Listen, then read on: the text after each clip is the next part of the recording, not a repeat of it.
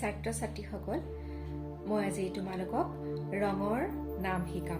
তোমালোকে ৰঙৰ নামখিনি ভালদৰে শিকি যাবা। Colours name. ৰঙৰ নাম। ৰেড, ৰেড মানে ৰঙা।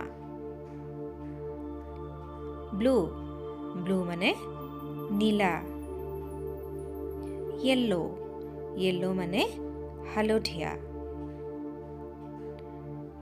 গ্ৰীণ, গ্ৰীণ মানে সেউজীয়া। পাৰ্পল, পাৰ্পল মানে বেঙুনীয়া। পিংক, পিংক মানে গুলপীয়া। অৰেঞ্জ, অৰেঞ্জ মানে কমলা। ব্লেক, ব্লেক মানে ক'লা। হোৱাইট, হোৱাইট মানে বগা।